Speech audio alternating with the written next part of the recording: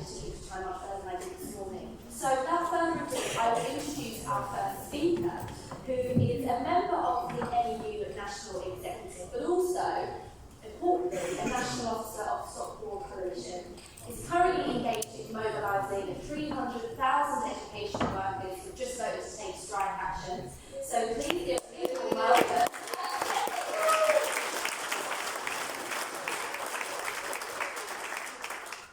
Not just me.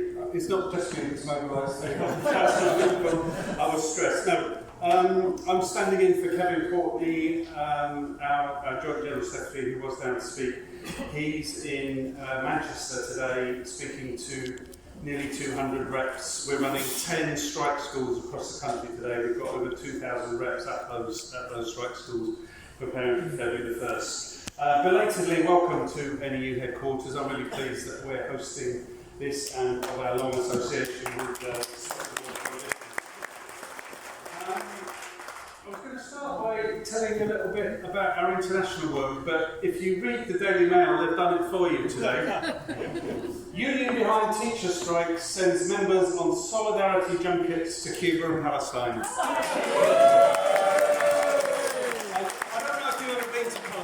But junket, it isn't. I can tell you that.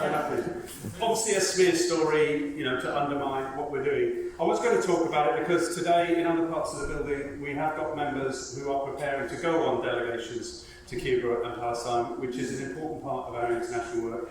And from those delegations, people come back changed. They come back with a deeper understanding of imperialism in the case of Cuba, and of imperialism and oppression and apartheid in the case of Palestine. So they are important to us. We're going to ignore that story, but we're confident everyone else is too.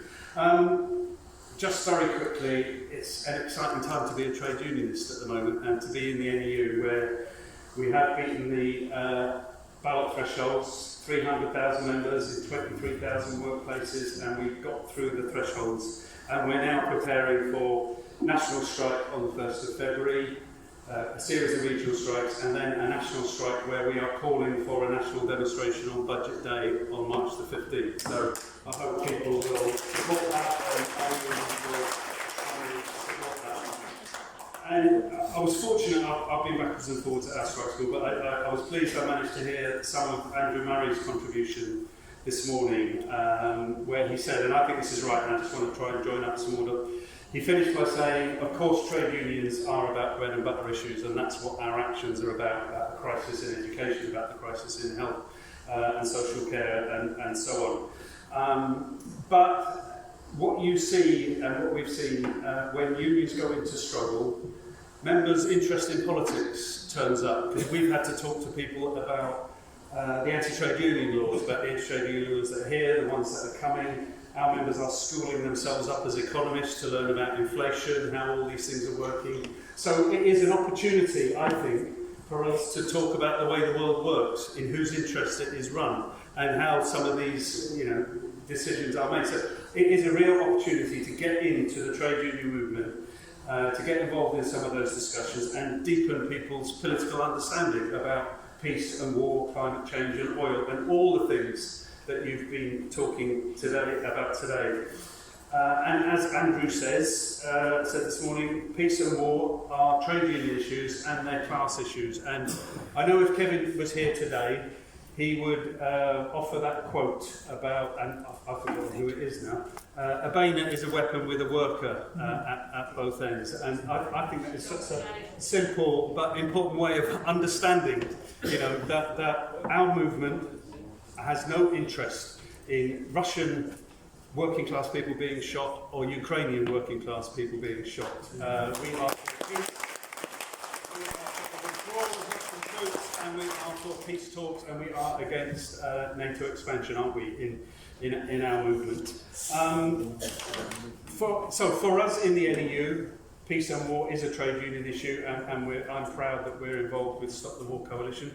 But for our members, peace and war has an extra dimension, because we see the impact of war on young people and on families. We see the refugees from war in our schools, and we see young people very worried about the expansion of war, very worried about what's happening in the world. They want to talk about it, they want to discuss it, and they want to make sense of it, and our members are helping them do that. So on all those issues we've talked about today, we have members developing work, discussion groups with schools, for teachers in schools on climate change, on the refugee crisis, and on war, on Palestine and what's happening there. And the government don't want us to do that. They say you have to be impartial, but on some things you can't be impartial, can you? You can offer up different perspectives, but you can't be impartial on everything. I just finished by this, and I think I really welcome this conference, and I hope it's the start of more work we do in trade unions. Perhaps we should set up a trade union network within Stop the War and have recall conferences like this. And the reason I say that is because there's a dynamic. Things shift, don't they? People's understanding changes. In 2003, the predecessor union, the NEU, didn't support the demonstration, didn't publicly support the demonstration against the Iraq war. We hadn't won that argument in the union. We didn't affiliate to Stop the War until about 2010, I think, in the union. But there were thousands of our members on those demonstrations. There were thousands of our members at those at Stop the War events. And it's through those discussions, through continuing discussions, never giving up, that eventually the balance of forces changes, people's understanding changes. We deepen people's understanding, and we are now affiliated to Stop the War and have been for a long time, and long may that continue. Just for the record, the NEU did vote and speak against the GMB motion that Andrew referred to this morning, and I think we will be talking to other unions about how we redress that.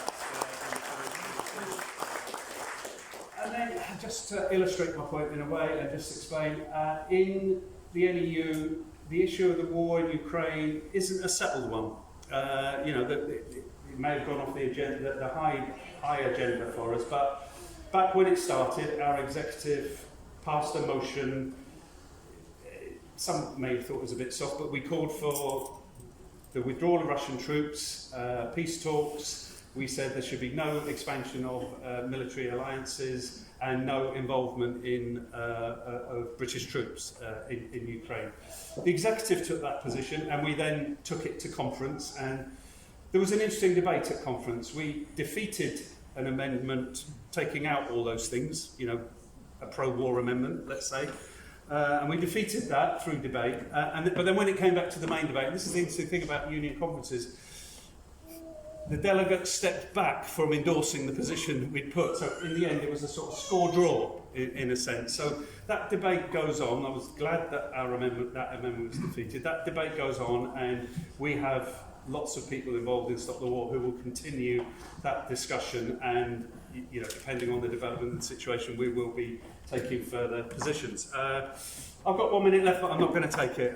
It's been a very, very busy day, a very, very busy week, but one of the most exciting of my political career, just working with people, fielding all their questions about strike action. But I'm proud to be finishing my week here with you.